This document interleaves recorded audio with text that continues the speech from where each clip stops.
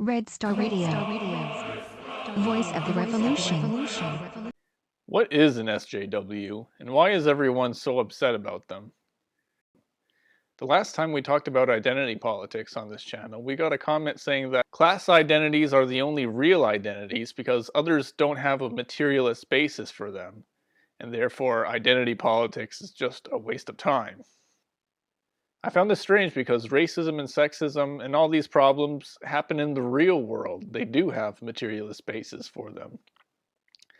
When I asked which identities specifically don't have a materialist basis for them, they replied, otherkin, demisexual, and all that kind of made up stuff. I found this strange because we never discussed these things or said that they were oppressed groups. In fact, I had to look these terms up because I wasn't even sure what they meant. And that's saying something considering that I'm on the internet every day and I've been an LGBT activist for years.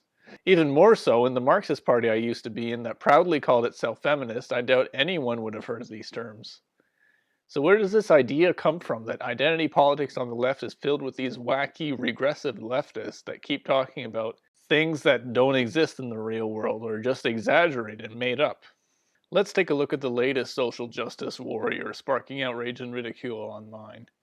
There's a video going around of a feminist activist who got in a Lyft cab and was offended by a dashboard figurine that the driver had there. First of all, let's ignore what happens in the video and look at the context of it. How did this video go viral?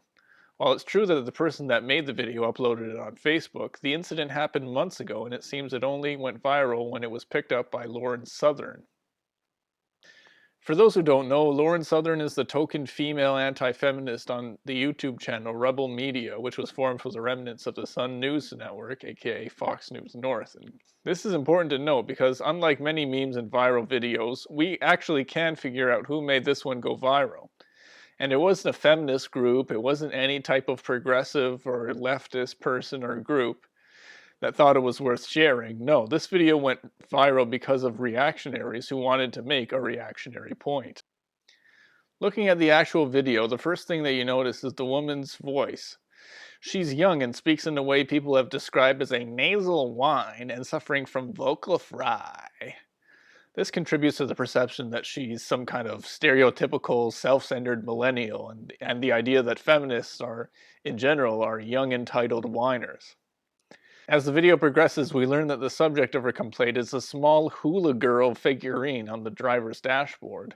In the Facebook post that she made after the video went viral, she claims she tried to explain to the driver that the figurine was the equivalent of a blackface caricature.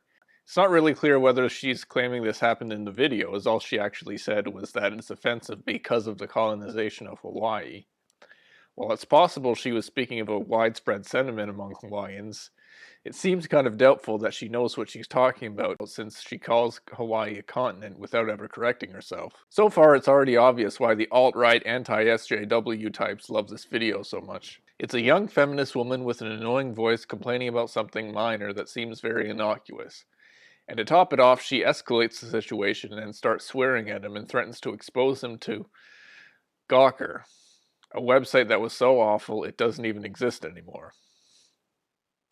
So let's go over the recipe. Step 1, take a problem that people actually legitimately suffer from, that you want to discredit. Step 2, find a video that features the worst, most obnoxious advocacy for the problem you can find. In this case, it's an actual feminist, but it could be literally anyone. Step 3, send the video to a prominent right-wing blogger or vlogger or whatever. Step 4, sit back and watch the reactionary circle jerk as everyone gets offended and outraged yet again on some person they've never met who said something wrong on the internet. And now you know how to discredit an entire social movement in just 4 easy steps. Now, as much as this SJW thing is a product of the internet, since it's so easy now to find someone to discredit something and spread it around, the tactic of strawmanning social movements like this is one that is actually very old as it relates to feminism in particular. One of the most famous examples of this is the bra burning myths that started in the 70s. What's sad is that even today people still fall for this nonsense, and they can't tell the difference between a bizarre outlier and the general sentiment of a mass social movement. The internet is not real life. While it's true that the internet increasingly is becoming real life, that is, we're seeing things emerge from cyberspace into the offline world, This only happens when the idea is popular enough to have mass appeal. And on that front, the alt-right and anti-SJW, anti-PC types dwarf the support of their favorite strawman targets.